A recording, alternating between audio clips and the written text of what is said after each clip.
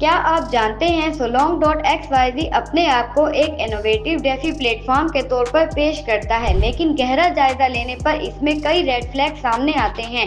Investor کو چاہیے کہ بہت احتیاط سے کام لیں، کیونکہ کئی وارننگ سائنز اس پلیٹ فارم کو ایک ہائی رسک اور ممکنہ طور پر فراڈلنٹ انویسٹمنٹ اسکیم بناتے ہیں۔ نیچے تفصیلات میں بتایا گیا ہے کہ solong.xyz پر بھروسہ کیوں نہیں کیا جا سکتا۔ solong.xyz بہت زیادہ انویسٹمنٹ ریٹرن کا وعدہ کرتا ہے، لیکن یوزر نے اس کی لیجٹمیسی پر سوالات اٹھائے ہیں۔ سب سے بڑا مسئلہ ٹرانسپیرنسی کا ہے۔ پلیٹ فارم نے اپنے فاؤنڈر، ٹیم اور انویسٹر کی پہچان کو چھپا رکھا ہے۔ ایسی چھپی ہوئی آئیڈینٹی والے پلیٹ فارم عام طور پر اسکیم ہوتے ہیں۔ یہ پلیٹ فارم ایفرٹ لیس اسٹیکنگ اور ہائی APR کا وعدہ تو کرتے ہیں، لیکن یہ نہیں بتاتے کہ منافع کس طرح حاصل کیا جاتا ہے، جو کہ پونزی اسکیم جیسا لگتا ہے۔ ایک اور بڑا ریڈ فلیگ یہ ہے کہ اس پلیٹ فارم کی کوئی لیگل رجسٹریشن نہیں ہے۔ کوئی بھی ویلڈ کمپنی رجسٹریشن یا ریگولیٹری اپروول اویلیبل نہیں، جس کا مطلب ہے کہ انویسٹر کسی قسم کے لیگل پروٹیکشن کے بغیر ہے۔ اوپر سے solong.xyz کی ویب سائٹ ٹریفک اور ریپوٹیشن بھی کوسچنیبل ہے۔ اسکیم ایڈوائزر جیسے ٹول اسے لو ریٹنگ دیتے ہیں، جو کہ کریڈیبلٹی اور یوزر ٹرسٹ میں کمی کو ظاہر کرتا ہے۔ رپورٹیبل انویسٹمنٹ پلیٹ فارم کا گلوبل یوزر بیس ہوتا ہے، جبکہ اس پلیٹ فارم کا کوئی اسٹرانگ پریزنس نہیں ہے۔ یوزر ریویوز اور کمپلینٹ بھی اس پلیٹ فارم کے خلاف شک کو بڑھاتے ہیں۔ ریڈٹ اور کرپٹو فورمز پر یوزر نے ان آتھرائزڈ ایکسیس اور اکاؤنٹ ہیک ہونے کی کمپلینٹ کی ہیں، اکثر ایسے ہی ڈاؤٹ فل ویب سائٹ کے ساتھ انٹریکٹ کرنے کے بعد۔ پلیٹ فارم پر کوئی بھی ویریفائڈ یوزر ٹیسٹیمونیل نہیں ملتے، جو کہ ایک جینوئن انویسٹمنٹ سروس کے لیے غیر معمولی بات ہے۔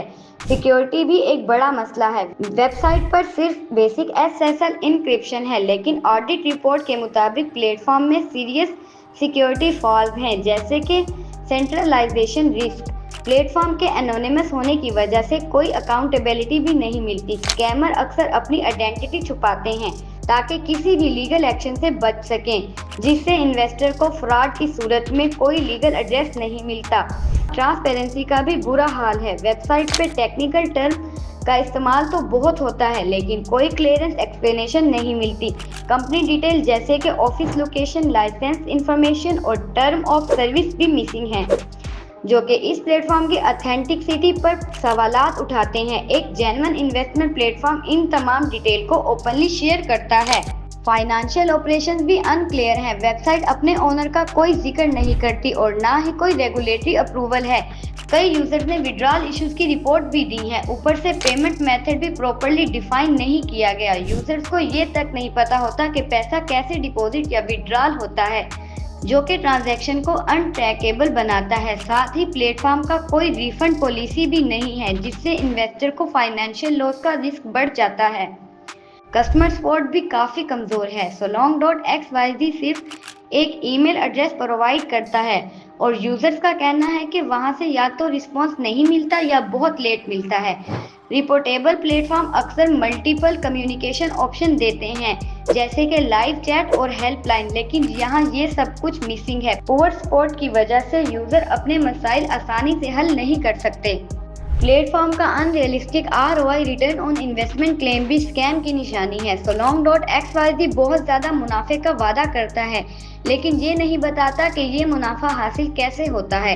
مقابلے میں جینوئن فائنینشیل سروس سسٹینیبل اور ریئلسٹک ریٹرن ماڈل فالو کرتی ہیں۔